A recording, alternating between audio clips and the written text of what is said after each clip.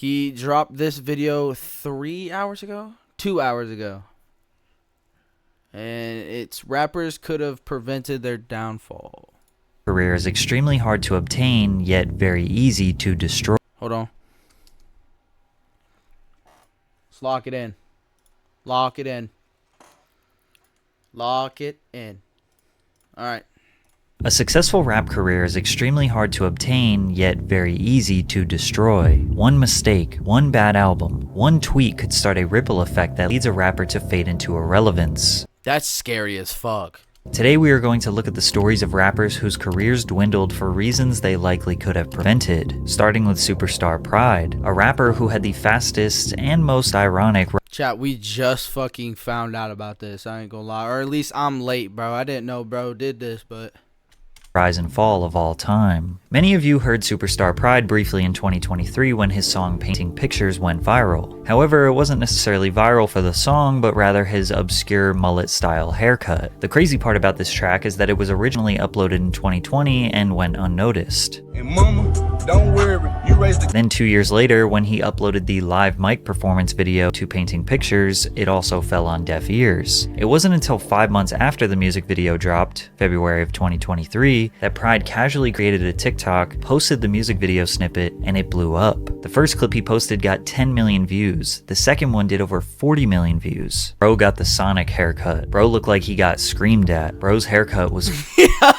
Nah, that's... Nah. Nah. Nah. 50% off. Nobody was talking about the song, just his hair. Then a viral trend emerged of people imitating his video with something ridiculous taped to the back of their I remember this shit. head, which could not be outdone when someone managed to get an entire airplane strapped to their head. The opening line, "Mama don't worry," was also getting stuck in people's heads, No, I remember that shit. which led to the song amassing 160 million streams on Spotify and over 30 million on YouTube. Painting Pictures shot up to number 25 on the Billboard Hot 100, and every major label got into a bidding war trying to sign him. See, that's crazy. Off just a TikTok, bro. That's wild, bro. But he sided with Steve Stout and his independent structured music label, United Masters. And he wanted like $5 million from a label. And when they didn't give him $5 million, they were offering him $3 million. He's like, if it ain't $5 million, I'm not signing it. I'm like, what? Pride let his ego get the best of him, refusing $3 million for wanting $5 million. 3 weeks after refusing the record deal, he was arrested for murder. A Mississippi rapper is charged with murder in Panola County. 20-year-old Kadarius Pride, known as Superstar Pride. The victim, Marcus Wheatley, was Pride's barber, likely responsible for his signature hairstyle. Wheatley's grandmother said Pride stormed into their house and gunned him down in the backyard. Currently, Pride is being held without bond and doesn't have a trial set. Nobody knows what happened or why it happened, but a rapper going viral Wait. Hold on. was arresting. I'm like, what? Pride let his ego get the best of him, refusing $3 million for wanting $5 million. 3 weeks after Dude, that is actually ridiculous. Give me fucking 30 mil. refusing the record deal, he was arrested for murder. A Mississippi rapper is charged with murder in Panola County. 20-year-old Kadarius Pride, known as Superstar Pride. The victim, Marcus Wheatley, was Pride's barber, likely responsible for his signature hairstyle. What the fuck? Wheatley's grandmother said Pride stormed into their house and gunned him down in the backyard. Currently, Pride is being held without bond and doesn't have a trial set. Nobody knows what happened or why it happened. But a rapper going viral for his ridiculous haircut in February, then allegedly murdering his barber a few months later after denying $3 million is the most insane self-sabotage I have ever seen. On God. And if you thought Pride's story was a poetically ironic form of self-sabotage, meet Chance the Rapper, who once famously said, "I met Kanye West, I am never going to fail," but still managed to fail. Chance the Rapper's 20- That's debatable. Debatable. I'm not gonna lie. I fuck with Chance. Chance is more of just like a businessman now, right? 2013 mixtape Acid Rap was universally praised by hip-hop fans. His raspy voice and sprinkle of soul combined with his youthful, positive energy made this project a masterpiece. Tracks like Cocoa Butter Kisses and Favorite Song have aged like fine wine. But Chance was in no rush to capitalize on his buzz. He worked on his next mixtape for 3 years. He had the whole city of Chicago rooting for him and garnered support from the biggest artists in the world, including Kanye West. who featured Chance on his 2016 album, The Life of Pablo. That's fire too. Chance's part on Ultralight Beam is one of the biggest highlights of the project. Coloring Book was his 2016 mixtape that served as the perfect fire album, bro. follow-up to Acid Rap. Chance's cadence, soulful lyrics, and euphoric beat selection was unlike anyone Oh my gosh, that album was so good, bro. else in hip-hop at the Same Drugs was fire. All Night was fire. time, especially on tracks No Problem and All We Got. He earned a Grammy for Best New Artist, and some people even believed he could give Drake a run for his money, but then he blew it. And I'm gonna blow you away when you hear about I did not know how he was gonna take that. today's sponsor. Lately, I've been obsessed with fantasy sports, and that's where today's sponsor is too interesting for me. Corny TikTok song Mutation Girl was heavily marketed on Triller to with a track called Groceries, a corny TikTok song that was heavily marketed on Triller to capitalize Did he just call it corny? on the Whoa dance craze. The song went viral, but when fans criticized it on Twitter, his responses would put a nasty stain on his reputation. People have different tastes and that's fine, but the way you're talking to fans who have been with you since 10 days is disappointing, and that ego reflects on the quality of your newest music. Eat it. You are a spoiled child who thinks artists are making music for you. I never intended for you to find or like anything I made. If I knew you existed, I would have tried my hardest to keep you from being able to enjoy it. Now go eat a dick again. Damn! He said eat a dick again. That's a tough way to go, bro. See, so what do you do? Like, there's two ways to look at this. You look at the artist way. He probably had a bad day. But imagine thousands upon thousands upon thousands of people telling you, like, all different things all the time. I'd imagine it's, like, stressful. And then on top of just, like, the haters, he probably had to deal with some, like, hater-ass fucking person, like, before he tweeted this. And he just took this shit wrong. You never know, though. You know. But, like, you know. Maybe not. Maybe I'm just chatting. I'm yapping. Then Chance over and over again told the fan to eat a dick. This interaction was a far cry from the positive and wholesome Chance the Rapper fans loved. Then he dropped a debut album, The Big Day, on July 26, 2019. The Big Day was a reference to his wedding day, which he was planning during the creation of this album. Chance mentions his wife and family over 20 times on the record, which became a huge meme. And while his intentions were pure, the album simply was not good. I am genuinely feeling like a strong... God, I never get over his fucking head, bro. Like, pause. But, like, dude. Like, that's a perfect cranium, bro. 0 on this record. Fans hated the project as well, and were quick to let him know. On Twitter, Chance would block anyone who poked fun at him or said anything negative about the album. With the influx of hate, he responded with extreme measures. I'm getting this crazy feeling that people want me to end it. These desperate tweets combined with his lazy album would lead to him canceling his 32-city arena tour. Okay, that's kind of crazy, though, right? If you got, like... I would have still done the tour. I ain't gonna lie. That's where you make most of your money as an artist too, right? Saying that he was instead going to focus on spending time with his family, which again sounds understandable. Okay, that makes sense. But that's his job though too, so... But it was a lie. The tour was actually canceled due to, quote, historically low ticket sales. According to his now ex-manager Pat Corcoran, Chance fired his manager, then blamed him for fan disappointment in The Big Day and underwhelming fan support for its associated tour. Corcoran would go on to file a lawsuit in November of 2020 against Chance the Rapper for breach of contract, stating that he is owed over $2.5 million in reimbursed expenses for supporting and promoting... Damn! 2.5? Chance's career, an additional $3 million for oh my god, unpaid commissions, and 15% of Chance's net profit across all business earnings. The lawsuit also revealed that Chance started working on his album in February of 2019, which was only 5 months before it was released. His manager knew there was not enough time for the creative process that was involved in releasing an album. Chance's recording efforts were compromised by unproductive and undisciplined studio sessions. Oh shit, he airing them out, bruh. Procrastination, and lackadaisical effort, which explains why there are terrible lyrics throughout this record. If you blink it, you might miss it. You gotta click it or tick it. Life is short as a midget, but mine's a little LeBron. And how could we forget? Peanut butter jelly with a baseball bat. Peanut butter jelly with a peanut butter jelly. Y'all ain't ready for...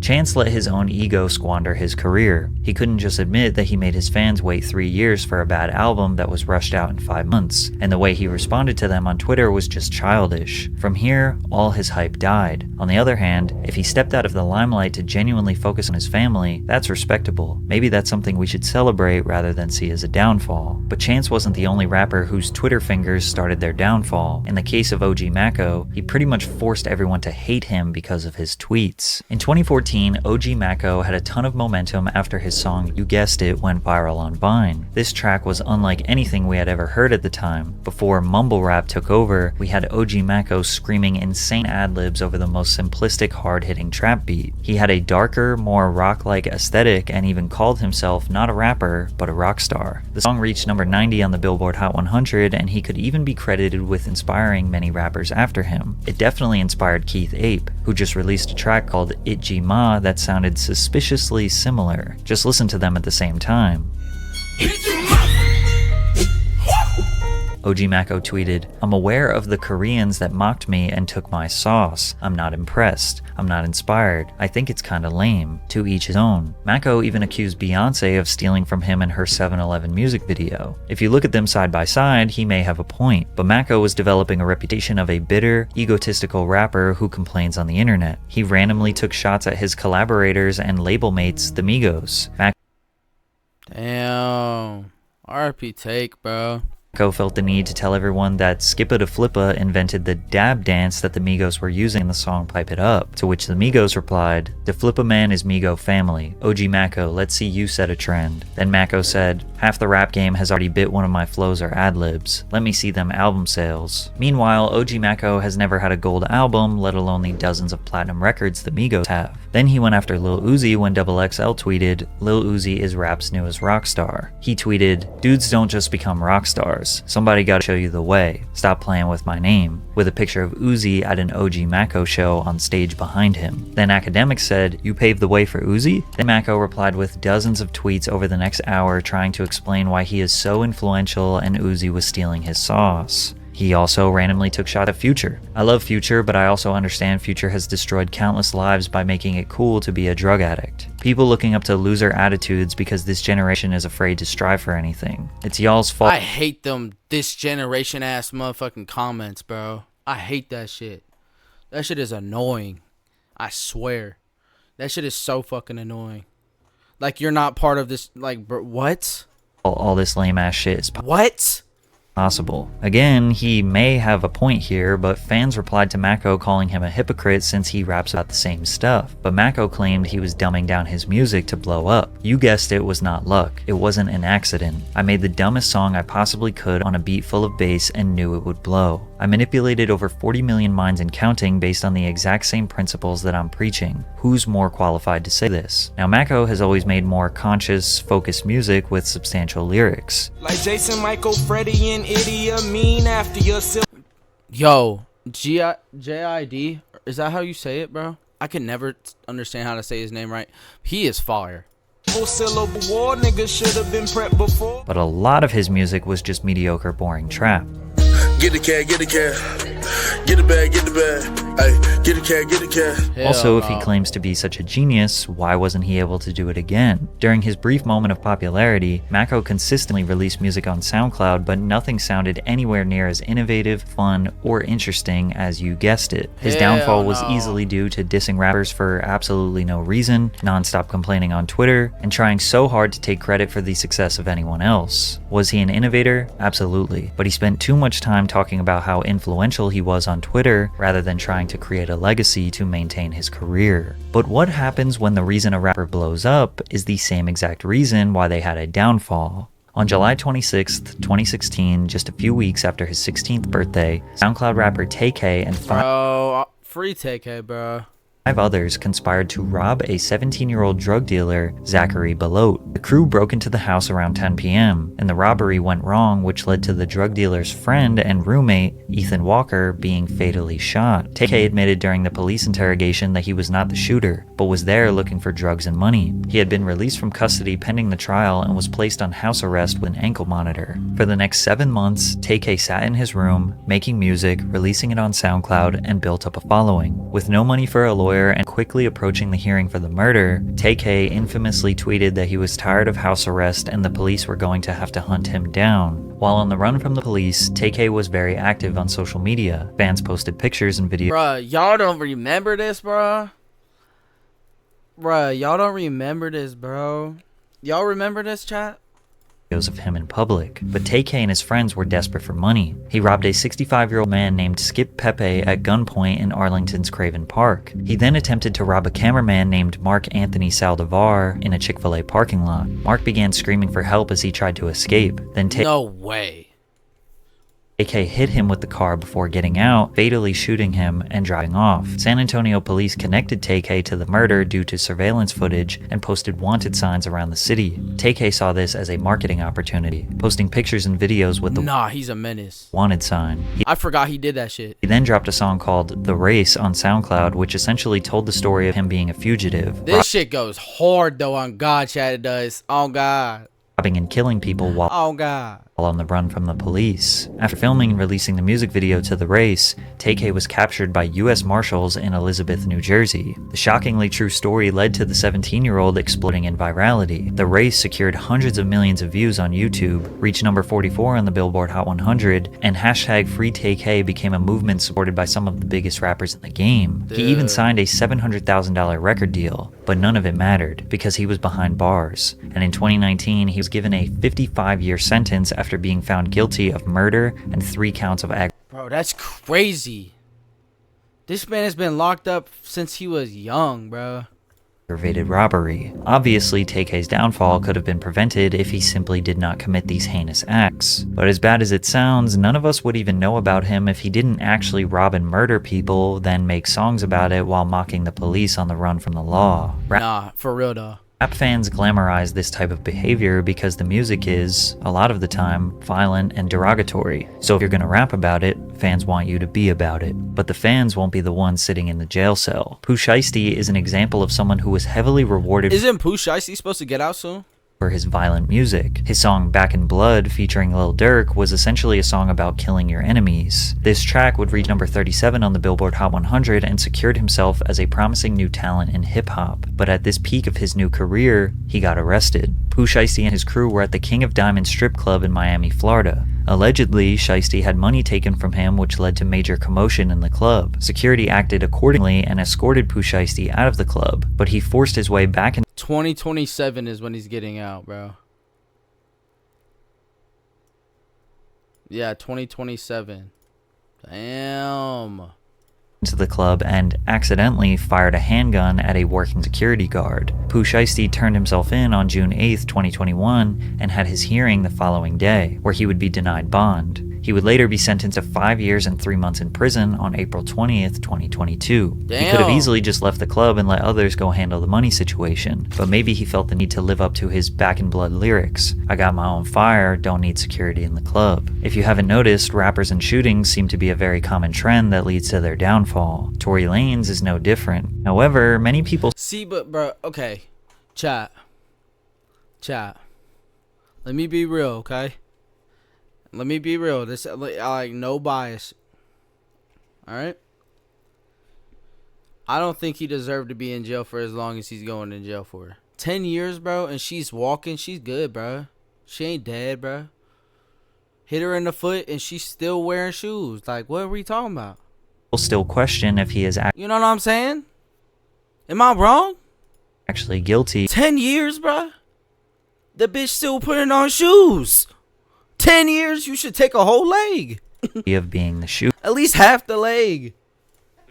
In 2020, Tory Lanez was at the peak of his career. His feature on Jack Harlow's What's Poppin' reached number 2 on the Billboard Hot 100 while objectively being the best verse. His album, The New Toronto 3, debuted at number 2 on the Billboard 200. He broke the record for the most live viewers in an Instagram Live during his quarantine radio show during the pandemic. However, on July 12, 2020, he was arrested on a felony gun charge while out with Megan Thee Stallion after attending a small party at Kylie Jenner's house. Bro, come on, bro. Megan, you're like, bro. I don't hate women, bro. I don't hate no women at all, bro. But I'm gonna keep it real. This little ass scrape, bro. We're going to jail for 10 years, bro. That bitch tripping. I'm gonna keep it real, bro. That bitch is tripping, bro. Like, come on, bro. Public was also informed that Megan Like, I get it. That shit probably hurt, bro. But come on, bro. She's still wearing shoes, bro. Like, what? had cut her foot on broken glass. Then 3 days later, she changed her story to say that she was shot in the foot. Then 1 month later, she said this. Yes, this nigga Tory shot me. You shot me. And you got your publicists and your people going to these blogs lying and shit. Stop lying. Social media immediately took Megan's side. Tory remained silent about the allegations, but which is like, it's so fucked up because, like, let me not even get into it. Responded with lyrics on his album Daystar. How the fuck you get shot in your foot and don't hit no bones or tendons? How the fuck your team is trying to paint me as a whole menace? Delusional, like how that 1942 from Kylie House still got you talking crazy. Damn, he was really speaking on his motherfucker. Hold on, child. We might have to listen to this shit. As well as also rapping about why he was speaking on that motherfucker. He was speaking on that thing. We was not listening, bruh. Been nearly as vocal as Meg. Think I'm finna talk about an open case for some likes? Tory Lanez was charged with 1 count of assault with a semi-automatic firearm and 1 count of carrying a loaded, unregistered firearm in October of 2020. Although Tory claimed I guess that's true too. Callie's different about that shit, but like, bruh, come on, bruh. he was being blackballed by the 10 years, bruh. music industry, his career continued to thrive. He released 4 albums independently, which would all garner hundreds of millions of streams. He received praise from LeBron James as well as dozens of other mainstream Fucking LeBron is too damn big to be moving like that, bruh. garner hundreds of millions of streams. He received praise from Fucking leaning all back in that fancy ass car. LeBron James as well as dozens of other mainstream acts. Fans believed if it wasn't for this case, he would have been toe-to-toe with the biggest rappers in the game. Like, but come once we on, finally bruh. got the information from this trial, we would end up with more questions than answers. On July 12, 2020, Tory Lanez, his bodyguard Megan Thee Stallion, and her friend Kelsey Harris were attending a small gathering at Kylie Jenner's house. Like, motherfuckers be crashing out of her pussy, gang. That's just crazy. Megan testified that she lied to the police about the glass, lied to doctors, and basically lied about the entire situation out of fear. Her new story was pretty simple. She said that they had an argument, she exited the car, Tory leaned out of the passenger side door, said, "Dance, bitch," and shot her from Who's saying that, bruh? 25 feet away in the back of the foot. Then Tory ran up to her apologizing, and she got back into the car. He is not, bro. Dance, bitch, shot or whatever. And then apologizes, right, bro? Come on, bro. So they could give her a ride home. The cops arrived when the neighbors reported the gunshots. Tory chose not to testify and defend himself, which he would later regret. Kelsey, Meg's friend, testified that Tory was trying to hook up with Kylie Jenner and Meg tried to convince him to leave the house. Meg was upset that Tory didn't want to leave, so she got into the car with Kelsey and drove almost all the way home before realizing she forgot her slipper and went back to Kylie's. They grabbed Tory Bullshit. the second time after Kylie allegedly told them to leave. In the car is when Tory admitted that he and Megan had been in a romantic relationship. Kelsey was shocked because Megan was the one who hooked up Tory and Kelsey in the first place. Kelsey Fucking crazy. also admitted that this was not the first time Meg had backdoored her when it came to men. Now we have a love triangle, and this is how the argument started. But Kelsey pleaded the fifth when it came to speaking about anything regarding the gun or shooting. The government offered her immunity, so she couldn't be charged with any crime even if she admitted to it. She still refused to speak. There was one witness, Sean Kelly, who saw the altercation from his balcony after being awoken by the arguing. Sean said he witnessed Kelsey get out from the backseat, open the front passenger door, and start physically fighting Megan in the front seat. He also said that the muzzle flash from the gun was closest to Kelsey. Much of his testimony was ignored because he couldn't identify the people by name since it was dark. He only said big man, small man, and 2 women. Nobody admitted to hearing the words Why he do him like that, bro? Small man. I think I'm Tory Lanez's fucking height, bro. I'd say about average male. Not too much on the small man.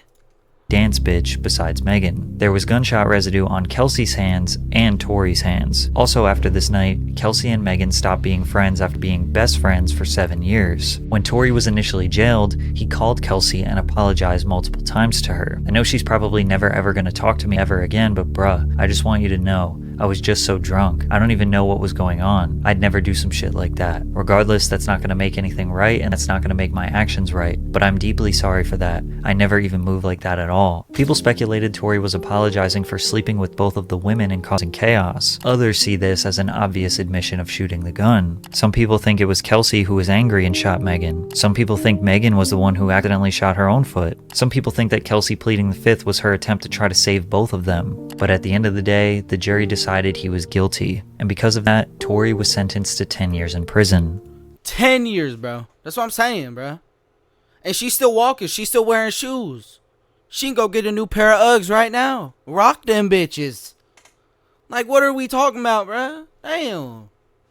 That's crazy talk, bro. That's crazy talk, bro.